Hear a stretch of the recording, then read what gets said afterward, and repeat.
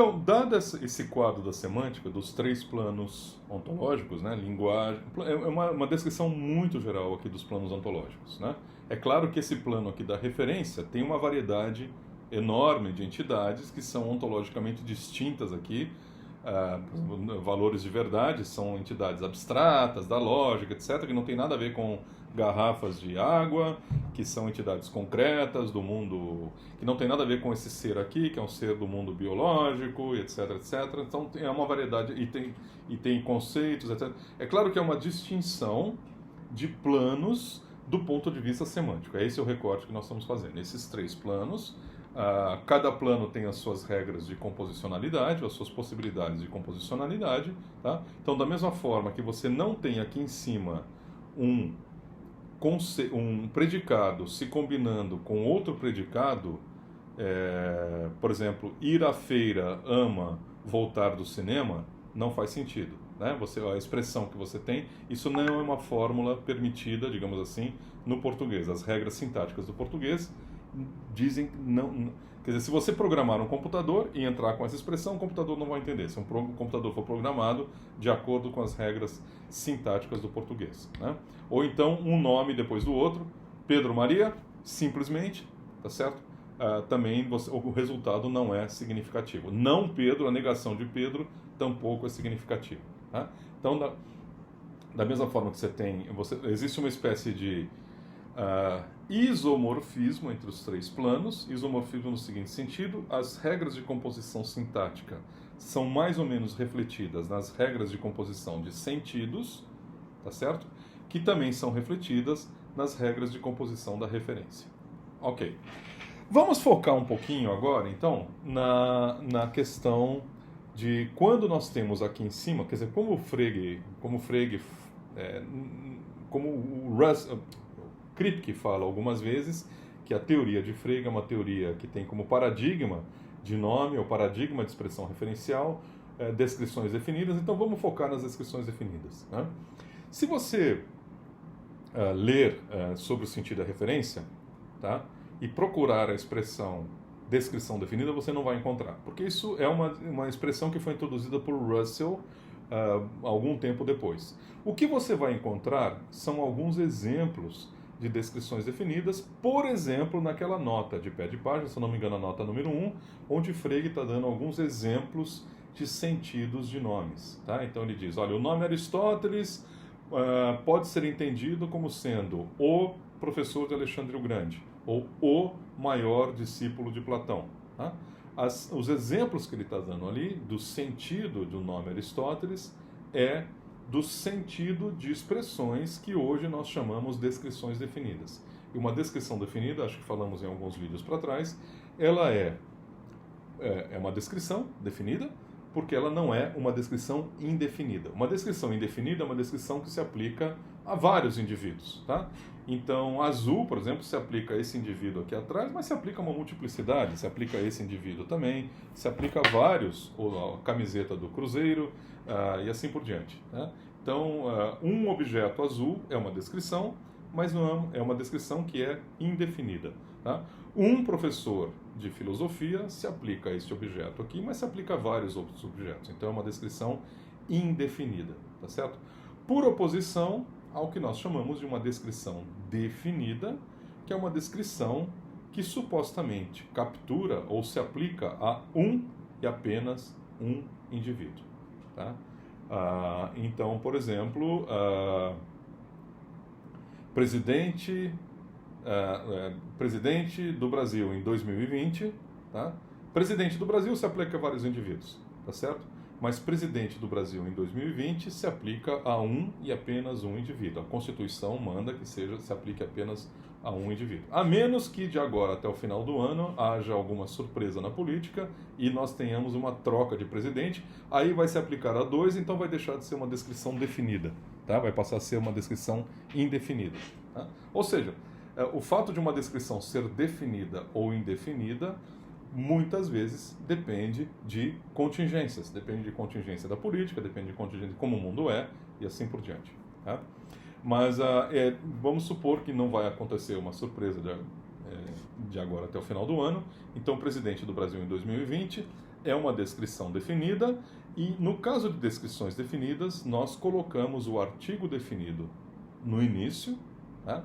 Para marcar que aquela descrição é uma descrição que é para um e apenas um indivíduo. Tá? Então, nós normalmente colocamos o presidente do Brasil em 2020 se nós queremos falar de uma pessoa determinada.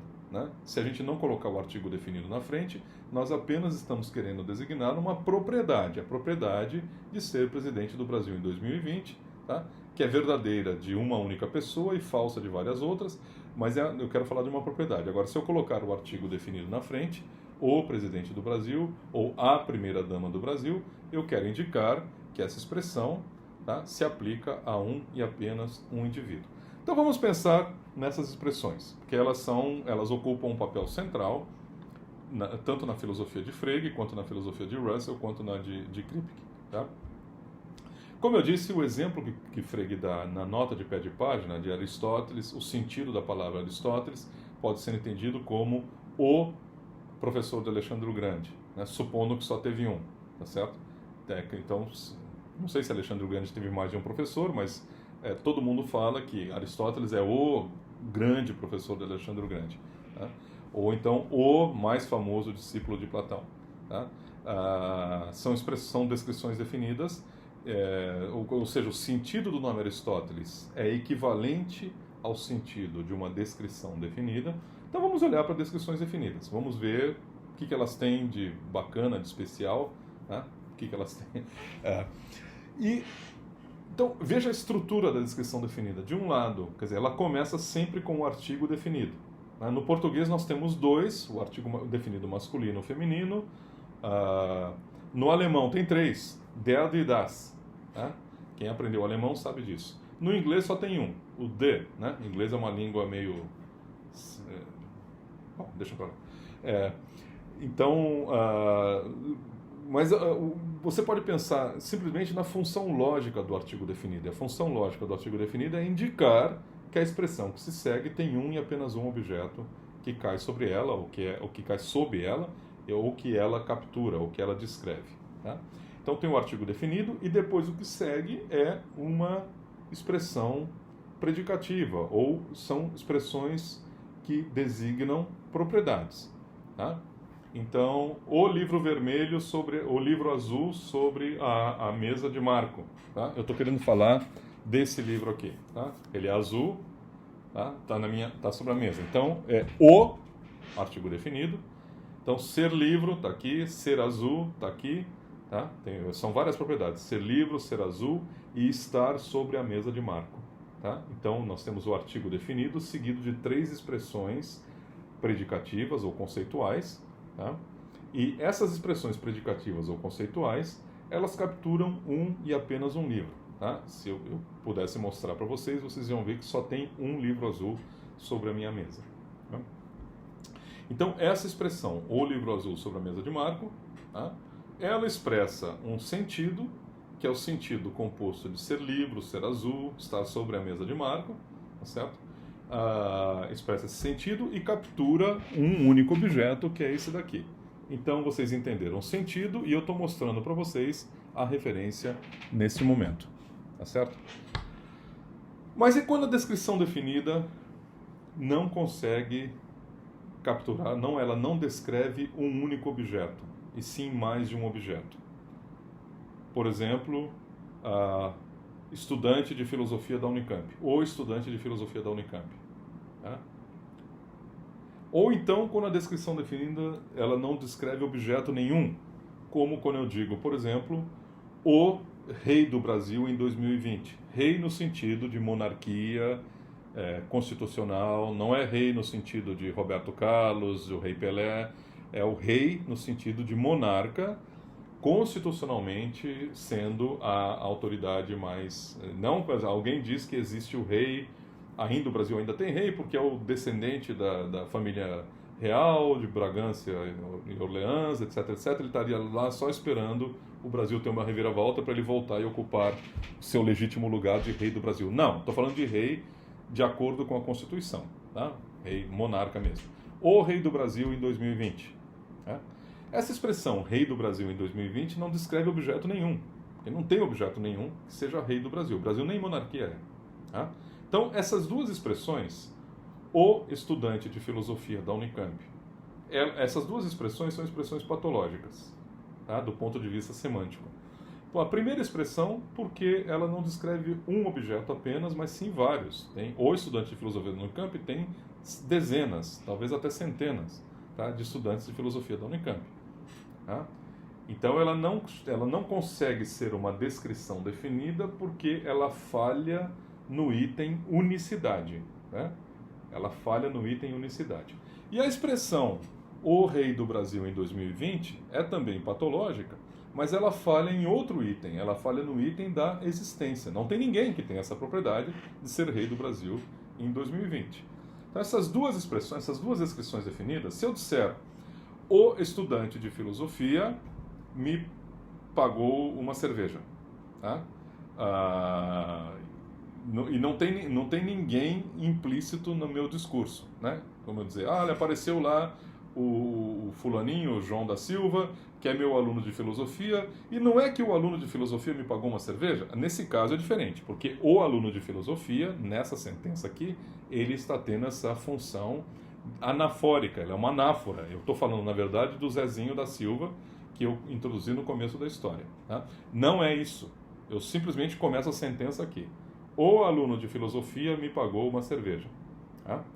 Olha, como tem vários alunos de filosofia, tá? Então eu não estou falando de ninguém. Essa expressão aqui, ela não está tendo uma função referencial.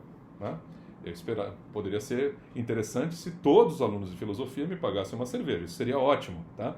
Mas aí eu teria que dizer que todos me pagaram uma cerveja, e não que o estudante de filosofia me pagou uma cerveja. A colocação do o tem a intenção de que isso aí seja tem uma expressão referencial, esteja falando de um indivíduo determinado, mas não está, porque a descrição não captura apenas um indivíduo, e sim vários indivíduos, ela se aplica a vários indivíduos. Então essa é a patologia dessa expressão. Por outro lado, o rei do Brasil em 2020, no sentido não metafórico, o rei do Brasil em 2020 me pagou uma cerveja. Tá? Esse é mais patológico ainda porque não tem ninguém nesse caso para me pagar cerveja. Eu não posso nem dizer que isso é mais de uma pessoa pagando.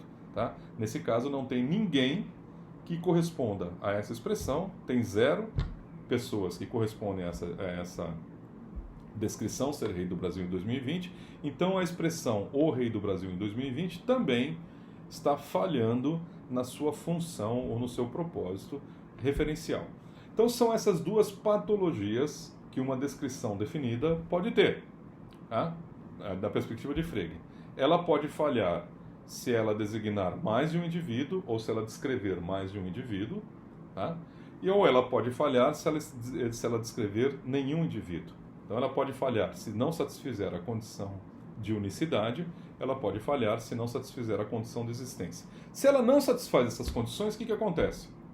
Tá? Por exemplo, o rei do Brasil em 2020 me pagou uma cerveja. Tá? Me pagar uma cerveja é um conceito que pega objetos, pessoas e leva a valores de verdade. Tá? Mas qual é o objeto que ele pode pegar? Porque o rei do Brasil em 2020 não corresponde a nenhum objeto. Tá certo? Então a sentença, o rei do Brasil em 2020 me pagou uma cerveja, é uma sentença que não tem valor de verdade, ela não tem referência. Assim como a descrição definida, o rei do Brasil em 2020, não tem referência, apenas sentido, a sentença, o rei do Brasil em 2020 me pagou uma cerveja, não tem referência, é dizer, não tem valor de verdade, mas tem apenas sentido. Apenas o sentido você entende, assim como eu. Tá? Você entende o sentido dessa sentença é que o rei do Brasil em 2020 me pagou uma cerveja. Tá certo? Mas se você é um pouquinho informado sobre fatos políticos, a história política do Brasil, você sabe que essa sentença não tem referência. Tá? É uma sentença que só pode ser usada na ficção, porque ela só expressa um sentido, mas não tem referência, não tem valor de verdade. Por quê? Porque falta referência a uma parte da sentença, exatamente ao sujeito gramatical da sentença, ou exatamente à expressão que designa o argumento da função me pagar uma cerveja.